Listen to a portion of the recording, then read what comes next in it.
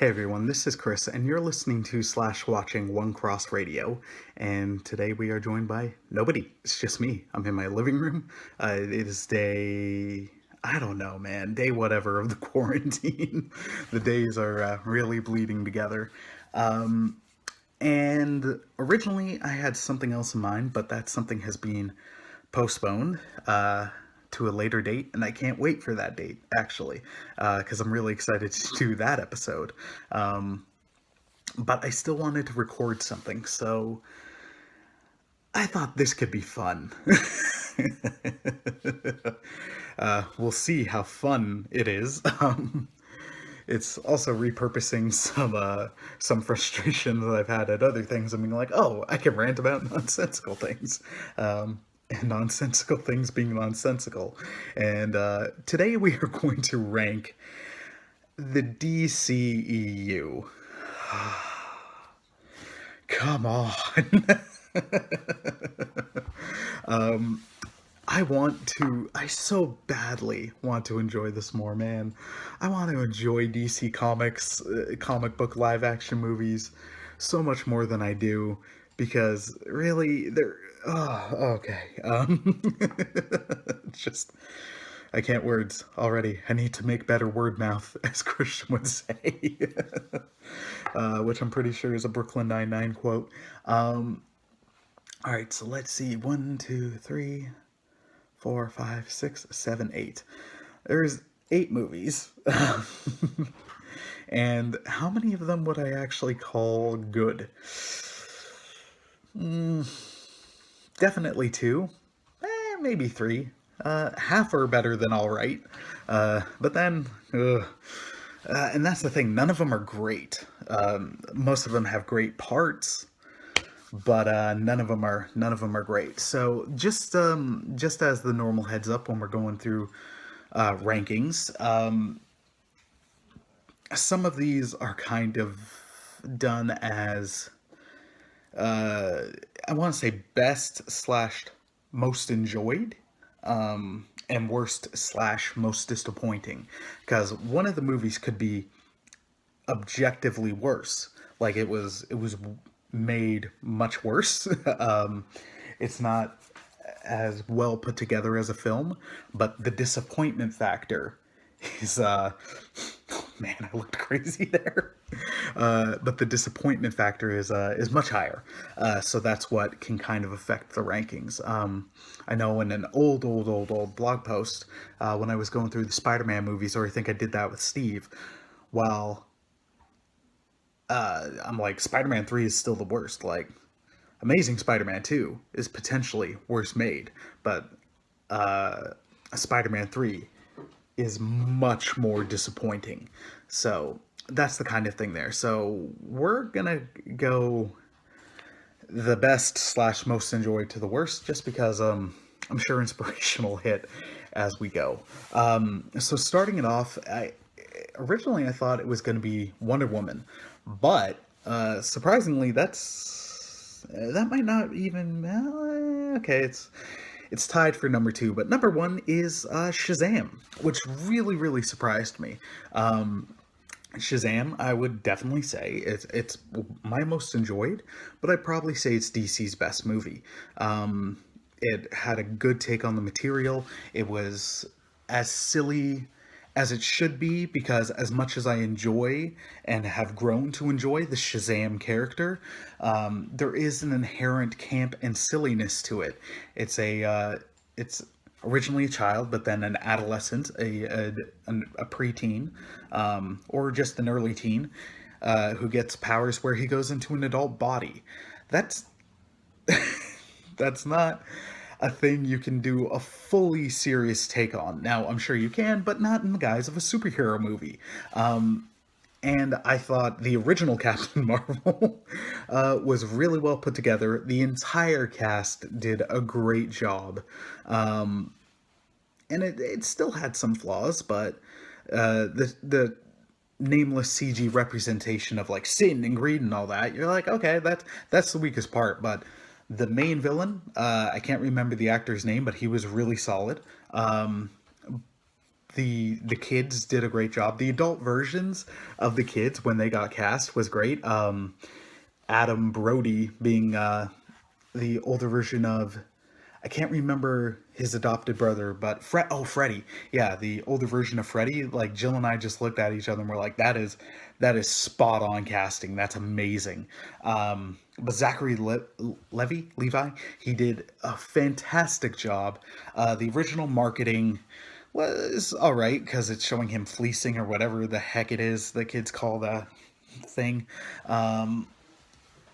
But it was better than the marketing suggested. And part of the hook for me in seeing it was in the trailers, I saw the convenience store where they buy the beer, because of course they would. It's a preteen now in an adult body. Of course he's going to. He that was not even a block, maybe a block away from my house. I've boarded the bus across the street from there. I hop off the bus like right in front of there. But then also shot around Toronto, Danforth Tech, Victoria Park Station, Warden Station. That got me so excited. Just seeing old neighborhoods and areas that I had grown up around and currently live around. That got really exciting. But then I also do enjoy seeing comic book movies where I don't have as huge the vested interest. I'm only peripherally familiar with Shazam from the DCEU cartoons when he showed up in Justice League, and then the DC animated movie universe as he's shown up, and I'm growing to, oh, and of course Young Justice. But I'm really growing to appreciate him more, so I'm starting to read more of his comics. And Steve did an amazing post a couple years ago detailing the complicated and rich and confuddled history of the legal rights to the name Captain Marvel, because Shazam was the OG Captain Marvel, well before it was Marvel, and then the current Carol Danvers Captain Marvel. And then there's a couple British offshoots in there. But I digress. Shazam was a very, very pleasant surprise. I enjoyed it a lot. It could have gone with some of that teen comedy, but it avoided it. I mean, yeah, he went into a strip club, you didn't see anything, and then later when the family's fleeing and they show up, the older sister chastises him for it, and that made me laugh a fair bit. I really dug the movie and its stance on the importance of family, but in this case it was like the family who adopted. There's some really good subject matter in that. So yeah, that is DC's best movie so far. I can't wait for The Rock to be in Black Adam.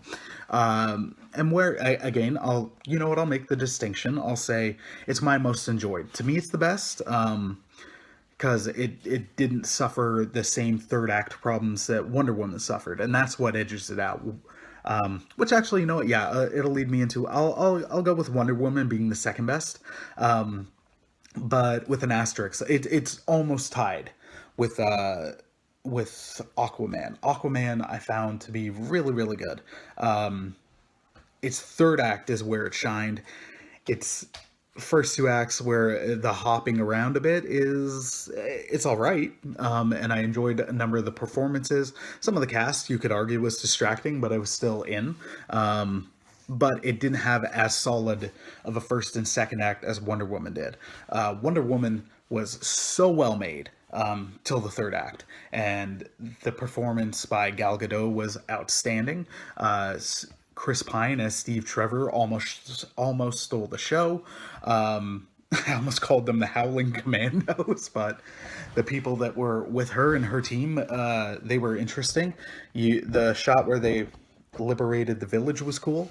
And her stepping into no man's land. There was so much powerful imagery, and something I really liked about it over, say, another recent DC animated movie I watched in Superman Red Son is Wonder Woman's been always a great feminist icon and a great feminist character, but they had a wonderful fish out of water story with her, but they didn't have, they never had her go all men bad, like the world of man bad, but then she pointed out how some of the women in that world were bad, and she's pointing out like mankind bad.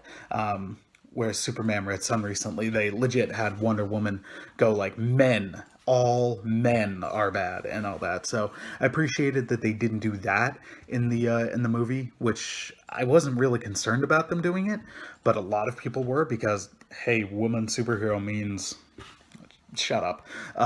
Wonder Woman was a great film, which is why the third act is where it loses. It just descends into a dark CG mess.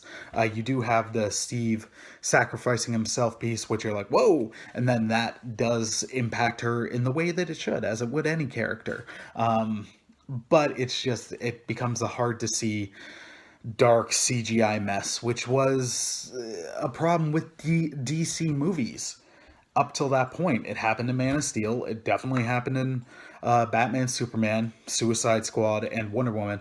And to an extent, Justice League. Just they brightened the tint. Aquaman, and then Shazam, I'd say. And you know what? To give credit where it's due, Birds of Prey is where they definitely got rid of like, hey, let's brighten the lighting at least. Yeah, it's going to be CGI because we have to, but the third act's got better. What made me for a while have Aquaman edging out Wonder Woman was because the third act, you had a giant CGI battle, but the story did necessitate it because it is a group of opposing forces. Atlantis wants to swarm the world, and Aquaman with various people is trying to stop that from happening. So then it does start with a big CGI army fighting a big CGI army, but it's underwater and well lit and multicolored, so you're like, I can see everything. And then the final fight is down to a one-to-one personal fight with people, like CG around, but not nearly as much. So its third act and final battle was that one actually might be the best. But on the whole, it's not as good as Wonder Woman. Third act better, but yeah. So we'll go Shazam, Wonder Woman, Aquaman. Surprisingly, I'm gonna put Birds of Prey in next, which, like I said when I think I did a full episode on it, or I addressed it in a Let's Talk About. I was very, very pleasantly surprised by Birds of Prey and the fantabulous emancipation of Harley Quinn. If I'm getting the title full, sorry, one sec. Tea, apple cinnamon tea, yeah. I was very pleasantly surprised by that movie. And you could tell it was what Suicide Squad should have been and was, I think, trying to be at first before studio interference and changing the ratings and all that. It's still flawed, but it's got some surprisingly enjoyable performances. Mary Elizabeth Winstead is great as Huntress. She's very deadpan, so that's a lot of fun. Margot Robbie, to me, does a great job of this version of Harley Quinn, which still isn't my favorite take on Harley Quinn. That will always be from Batman the Animated Series. But this is still an interesting and cool take on it. The other characters get their time to shine. Ewan McGregor is outstanding as Black Mask. If you haven't seen it yet, just a heads up, it's rated R. I completely forgot it was going to be rated R. So we got one F-bomb, and I was like, oh wow, they've really flippantly used the one F-bomb you get in a PG-13. Most of the time in a PG-13, they use it, and you can see it coming within the scene, but they just dropped it, and I was like, oh geez. And then they dropped it another time. I was like, oh, okay, this is rated R. I forgot about that. The one issue, two issues. The issue with the film that I had is the wasting of the character of Cassandra Cain, because that character is not Cassandra Cain. That's just a case of, let's just take the name so we can say we have a Batgirl in this, but that character in that movie could have been anybody. You could have just given her an original name, and you should have, because Cassandra Cain has a rich character history, has a devoted fan base, and nothing there outside of, hey, she's Asian and a younger woman, is anything connecting her to Cassandra Cain. That bothered me a lot, but the rest I could go with. the other credit I want, the other issue I had with it was the marketing. The marketing was pretty terrible for this movie. You did not know what this movie was from the trailers. And I'm not even saying like the trailer has to tell you everything in the movie. It doesn't. In fact, it's crap when it does, which we saw with Batman, Superman. Those trailers were terrible. They showed everything.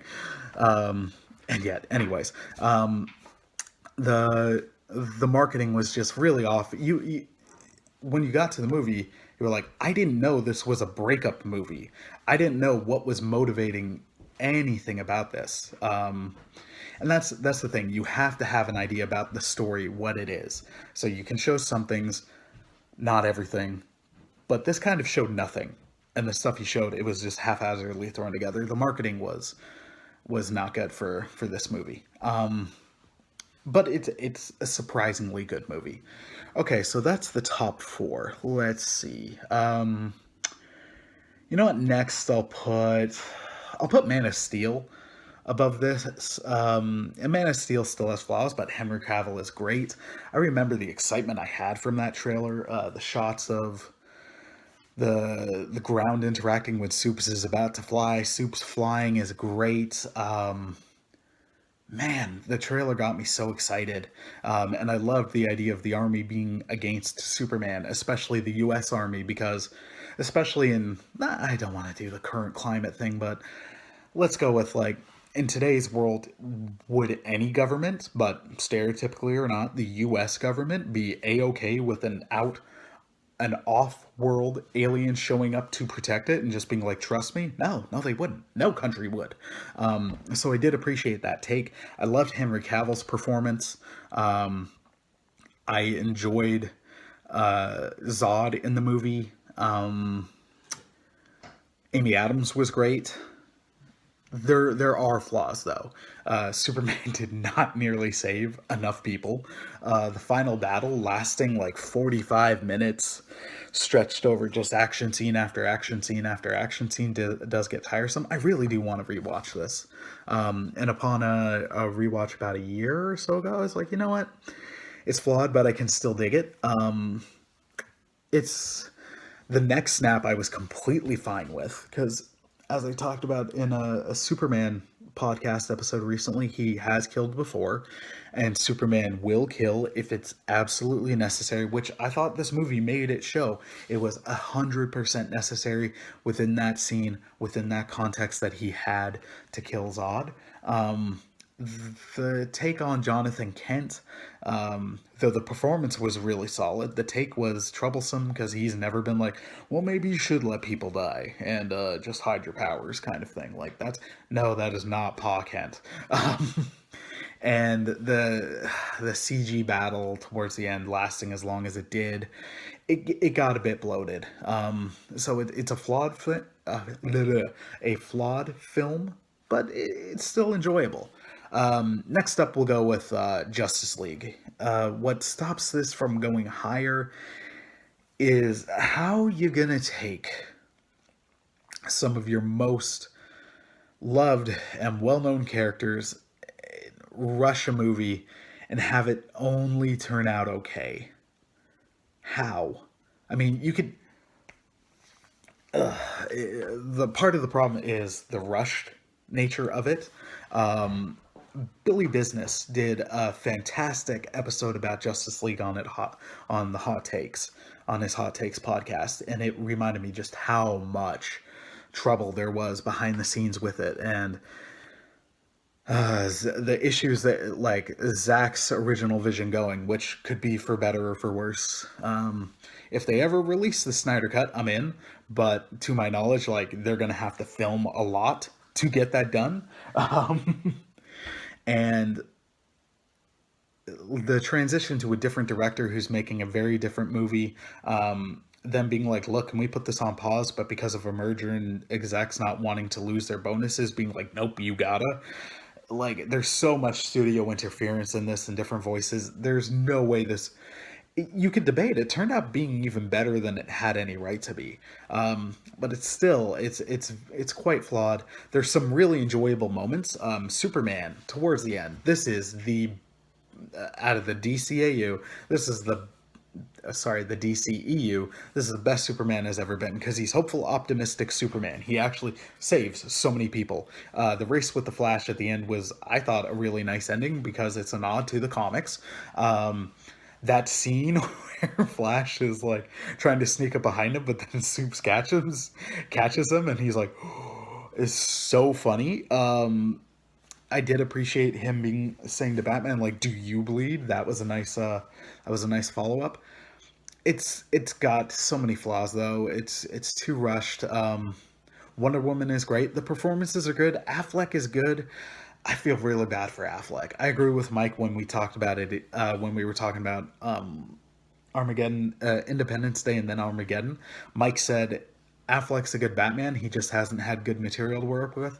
Work with. I agree. In this one, he was Iron Bat. He was Iron Man as Batman, but that was what he was being told to do. And then in Batman Superman, he was Frank Miller's murder Batman, and the performance was great, but that's not my favorite Batman. And there's so many there's issues I have with that because there's lack of story options with that take on Batman. But the performance was really solid. I would have loved to see Bat Affleck get to play a regular, a a a proper Batman, shall we say. That's not to alienate the Frank Miller fans because I get it. I enjoy that take on Batman in small doses, but for a shared universe where you're supposed to do reoccurring characters, that's not going to work because why wouldn't Batman kills, so he just killed them. They couldn't be reoccurring. I digress. Justice League had so many flaws. It had some moments of goodness, but it is in no way what it could have been. It was better than it had any right to be, given all the issues, but it's still not good. So that's why it's down this low. You know what? Next, I recognize and I understand that Suicide Squad is it is worse than Batman and Superman. But remember that distinction I made up top about how more disappointing gets it lower for me? That's why Suicide Squad is not the bottom of the barrel for me. It's not. Even though it is worse than the next film, it's Suicide Squad is a mess. An absolute mess. And there was a lot of studio interference. It was riffing off of Guardians of the Galaxy with the music, but it was honestly like a toddler with an iPod shuffle. So many things just didn't work, didn't make sense. And the CGI beams and shaking body villain, it's a bad movie. It really is. That being said, I enjoyed Will Smith's Deadshot. I enjoyed Margot Robbie's Harley Quinn. And I especially enjoyed the movie made Michael Jai White good, or Michael Jai White was finally good. That's impressive.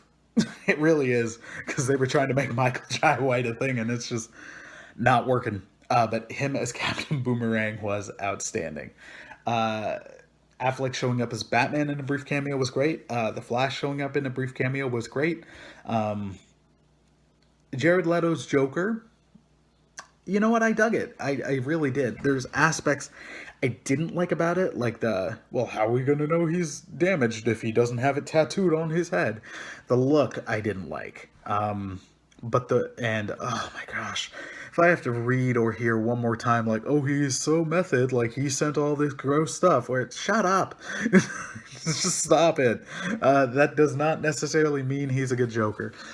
I did enjoy his take on the Joker because it again focused on something that we hadn't seen yet. Like it really did focus on the crime boss, which we saw a bit of in the Heath Ledger Joker, although that was pure anarchist Joker, and the Jack Nicholson Joker, although that was mostly Jack Nicholson and less the Joker. But it had the mob boss mentality piece, which was it worked, but then also the uncomfortable sexual nature with that character that exists, that's existed for ages. But each on screen Joker has been able to bring something to the table that the others haven't. And this is no exception. So I appreciated that being brought forward in this movie. I have yet to see Joaquin Phoenix's Joker, but that's not a DCEU movie. So that's not on this list. And then finally, in last place, is Batman Superman Dawn of Justice. And why I put this worse than Suicide Squad, even though I know Suicide Squad is a worse film, is that Batman Superman is so infuriatingly disappointing that, of course, it's going to be at the bottom of this list. It's so frustrating. From a marketing standpoint, where the trailer reveal got us to the third act. So why the heck would I go see this movie when I know it's going to come down to friggin' Batman, Superman, and Wonder Woman teaming up to fight Doomsday? And that's a terrible version of Doomsday. Like, the marketing, crap. The logical gaps in the movie, crap. To give credit where it's due, the Ultimate Cut answers a lot of criticisms, but it still doesn't make it great. It really did feel... It was 5 movies in one. It really was. And it's just... Other people have articulated what's wrong with this movie better than I can right now, clearly. But the motivation for having Batman and Superman fight was weak. They answered it in the Ultimate Cut.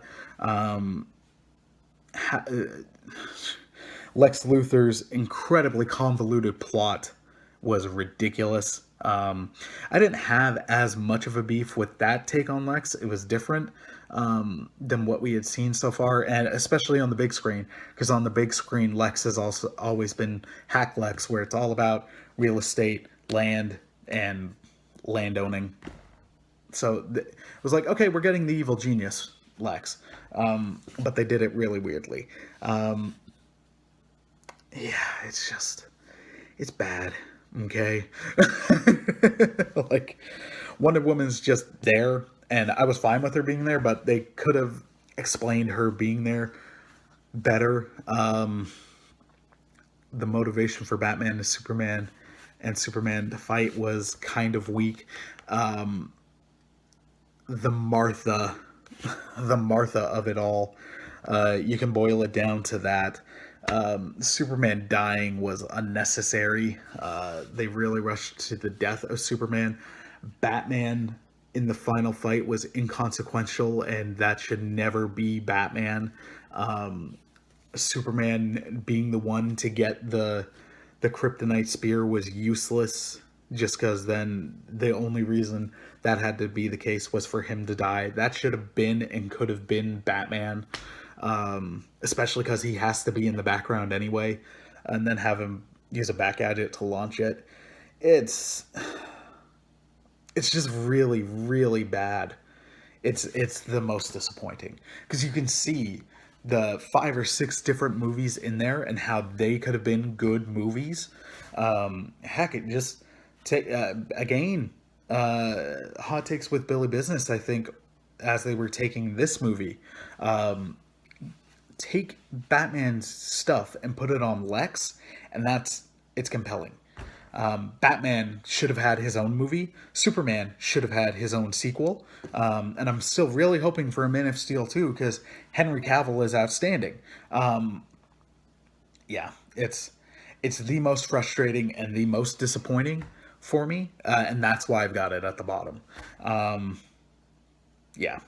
So there we have it. That is the the DCEU ranked from best / most enjoyable to worst / most disappointing. But what are your rankings? Let me know in the comments, or if you're commenting on the website, drop me an email or anything like that. I'd love to know. And out of the many rumored, but we don't know where they're at, many rumored upcoming DCEU movies. What ones are you most excited for? Wonder Woman 84 is coming up next. We know Black Adam's coming, so I'm super excited about that one. I'm excited about Wonder Woman 84, but there's been New Gods is in development. That's been rumored. Nightwing is both in development, but also postponed or canceled. Same with Batgirl. Same with so many of these movies. But let me know in the comments, what ones are you most excited for? And with the DCEU, do you think they should just focus on standalone? Would you like another Justice League? Or should they just kind of be like, we're done and then we'll try again? Not saying you have to reboot, but it's worth the topic, worth the conversation, I think. It's a fun conversation. And we need fun, because things are not fun right now. Anyways, let me know. Hope you're having a wonderful day. Hope you enjoyed this video on this podcast. Love you guys. Praying for y'all. Be safe. Have a wonderful day, and God bless, my friends. Peace!